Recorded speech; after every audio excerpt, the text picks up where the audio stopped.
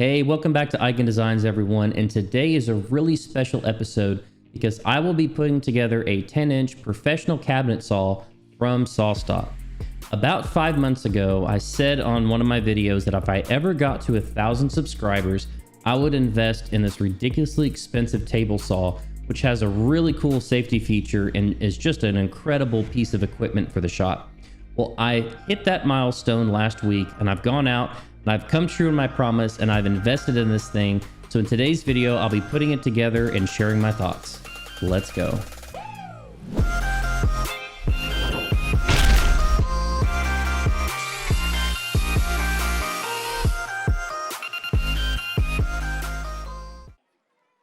Before I get into the SawStop unboxing, I just wanted to take a minute to show what my garage looked like only 8 months ago. I was getting more and more into woodworking, and anytime I wanted to do a project, I had to pull my tools out onto the driveway, complete the project, and then move them all back. Not only was this inefficient, but it was quite restrictive because I could only work on my projects during the day. So I set out on a journey to design and build a shop that would allow me to organize my tools and complete the projects that I like to do. Because I was starting off with a blank canvas, it left me with a lot of options. So I started out with building a workbench and building a French cleat wall to house most of my tools. And part of that plan was using a DeWalt table saw at the end of my workbench to help use my workbench as an outfeed table. After I got these two projects done, I quickly realized that space was going to come at a premium because I still wanted to be able to park my car in the garage. So I taught myself how to use SketchUp, and I began to create a scale model of what my shop could look like if I continued to invest in my woodworking and acquire new equipment. And if you look at what my shop looks like today, you'll see that it's pretty darn close to what I had envisioned. So the unboxing today has a personal significance for me, not because it's a new piece of equipment for the shop, but because it's completing the vision of what I had set out to do about 6 months ago. So with the backstory out of the way, let me get into the actual unboxing of the SawStop.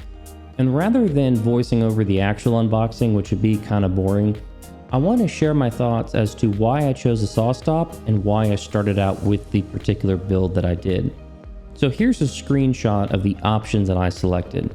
The key highlights are I went with the 3 horsepower professional cabinet saw with the upgraded industrial base, the 36-inch T-slide, and the floating dust collection guard. Now, the floating dust collection guard is on back order until November, so I won't see that for another couple of months, but everything else is going to be a part of this unboxing. Before I talk about why I chose a SawStop, let me talk a little bit about the options that I did choose in this particular loadout. So I needed a little bit more power to cut through some of the heavier hardwoods that I use on a regular basis, like 8-quarter walnut, 8-quarter maple. I wanted to go with a 3 horsepower motor to get through those denser materials a little bit easier. I also wanted the overhead dust collection system that had the reciprocating arm to go up and down as opposed to something that was permanently attached to the riving knife on the table saw. I decided that I did not want a sliding sled because it protrudes out to the left of the saw quite a bit, and I think that would have made it very difficult to park my truck in the garage. And I also elected not to go with the router table because with the overarm dust collection, you cannot get the router table on the right side of the table saw. You have to put it to the left, which is where you're going to be sliding a bunch of your bulk materials, sheet goods. So if you ever wanted to rip something, you would have to remove the fence of the router, and I didn't want to be doing that on a regular basis. So I elected not to have both of those two options and decided to go with the loadout that I picked. I chose the industrial base because it's 4 wheels, whereas the PCS base only comes with 3. And every review that I had read said that the people who had the PCS wish they would have upgraded to the ICS base. I also elected to upgrade to the 36-inch T-Glide fence system. And for me, this was a no-brainer. For about $170 extra, you get a fence that's a little bit longer, more robust, and gives you additional working space to the right of the saw blade. And if you think about the critical components on a table saw that contribute to a precise and accurate cut, your table saw fence is pretty high up there. So for me, this decision was pretty straightforward. So let me talk a little bit about why I chose a SawStop versus some of the other options that are out there on the market. Now, first and foremost is quality. SawStop makes a great product. They've been around for a long time, and you can hear my reaction seeing the cast iron table for the first time, just how impressed I was. Holy shit. Yeah, I was pretty impressed. But SawStop is not the only company out there that makes a high quality product. One of those companies is called Laguna, who makes a high quality table saw for a much more competitive price. So for an equal spec table saw, their price point is $2,600. And if you're interested to learn more about that, Shop Nation did a really good comparison, and I'll leave a link to that in the description below. The other is Grizzly. Now, Grizzly has some freight charges, but if you add the freight charges and the overhead dust collection, it comes in just under $3,000, still cheaper than the SawStop. So the real question is, what are the key differences? I think one is the integrated mobility that the SawStop offers. Now, you can buy mobility bases for both of those table saws. They're just not quite as seamless and easy to use as the integrated mobile bases on the SawStops. But that's not very important to me personally. What is important is the safety feature built into the SawStop. And I'm sure a lot of woodworkers out there have seen the slow-mo footage of the hot dog being dragged across the blade of a SawStop, which activates the safety feature. And the footage that you're looking at is from a video that Jonathan Katz-Moses recently did using a very high frame rate camera. I'll have a link to his video in the description below because he goes into a lot more detail that I'm going to cover here. But in summary, if something conductive comes in contact with the blade, the safety feature activates within fractions of a second and can significantly reduce the impact of an otherwise life-altering event.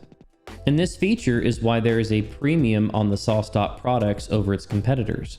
You have to make the decision personally if this feature is worth another $800 to $1,200 for an equivalent saw. Now, as much as we would like to believe that these types of incidents couldn't happen to us, every year about 67,000 injuries occur as a direct result from the table saw, which is far more than any other tool in the shop. And given that your table saw is generally your most used piece of equipment, it's definitely something worth considering. For my personal situation, this is going to be the last table saw that I ever buy. So if you take that $800 to $1,200 premium and stretch it out over a 15 or 20 plus year period, that peace of mind to cost ratio starts to look a lot more beneficial. But beyond just my own safety, if I think about my son, who's now 3, he will eventually grow up, and I hope that he shares the same passion for making and building things. I will feel a lot more comfortable knowing that that safety feature is built into the table saw. But that's just me in my situation. You'll have to make the decision of which saw is best for you, given the difference in pricing and the difference in features available. But while we're on the topic of risk and safety, I would like to reiterate that the SawStop safety feature is not meant to be a replacement for proper technique and good training. If you think about the Swiss cheese model, you have a hazard, and you have a bunch of different safeguards in place to prevent an incident from occurring. These could include training, proper cutting technique, hand positioning, amongst many others. The SawStop safety feature is just adding another barrier in that line of safeguards to prevent an incident from occurring. So while it is nice to have another barrier in that line of defense, it's not meant to displace some of those other safeguards that can keep you safe while operating the equipment. Andy, can you go check the table saw for level? Yeah. Can you go put it on the table saw and check for level? Oh,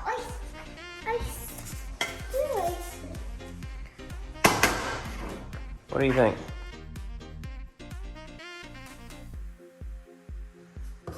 And the 4-foot level.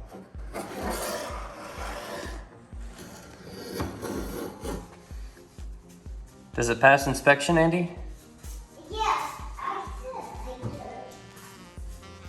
Once I had the seal of approval from the shop manager, I finished installing the LiQWYD fence on the rail system and then walked through the recommended calibration steps that's in the SawStop manual. All of this took about 15 minutes to get it set up. It was already pretty close whenever I installed everything. I just had to do some fine tuning.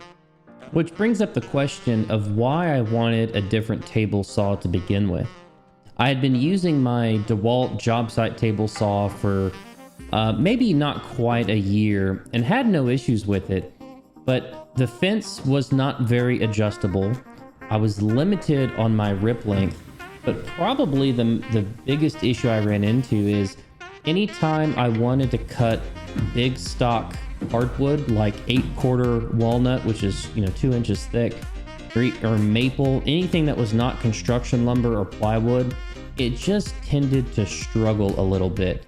And whenever it struggled, it would often leave burn marks on the wood. And if your blade wasn't just super sharp and new, oftentimes it would burn the wood as it was going through. And that led me to setting a target for myself. And to a lot of YouTubers out there, 1,000 subscribers wouldn't be a very hard target to hit.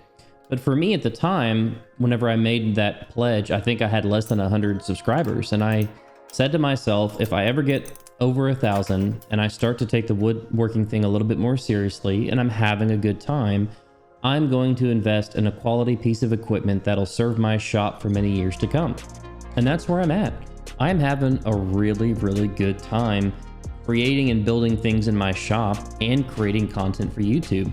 I'm learning a bunch of things that I would not normally have picked up, particularly around the production of the videos. There's a lot of nuances that go into the filming and the video editing that I would not have picked up unless I was making content for YouTube or other social media platforms. It's also given me a drive to go out and find new ways to create things. And the most obvious example of that is the CNC that I bought. I bought it a while ago. It only came in about a month ago, because that opens up an entirely new realm of possibilities in terms of creation. But again, there's a learning curve associated with the software to operate it. So I continue to really enjoy what I'm doing. I hope that the content that I put out is entertaining and helpful to people out there. And I'm very thankful for the support that I've gotten up to this point. I was really excited to finish the assembly of the SawStop. It probably took me a total of about 2 hours to put everything together and get it calibrated. Now, in the early stages, as you're getting the cabinet out of the box and into the base, as well as dealing with the cast iron wings, you really do need a second set of hands, if not 3 people, to do that job effectively. But once you get it in the mobile base, it's very easy to slide around, and then most of the other assembly can just be done by a single person. The craftsmanship on this piece of equipment is absolutely astounding. It's by far the highest quality piece of equipment in my shop right now. And after making my first cut of 8/4 walnut, I can tell you it rips through this stuff like butter. Man, that is a very cool sound. You'll be seeing this a lot more in my future videos, and once I've had enough runtime with it, I'll come back and I'll do a review and a hindcast look on whether or not it was worth the investment that I spent on the saw. Alright, that's going to be it for this video. Really thank you for all your love and support so far, and I look forward to seeing you on many future videos to come. Take care.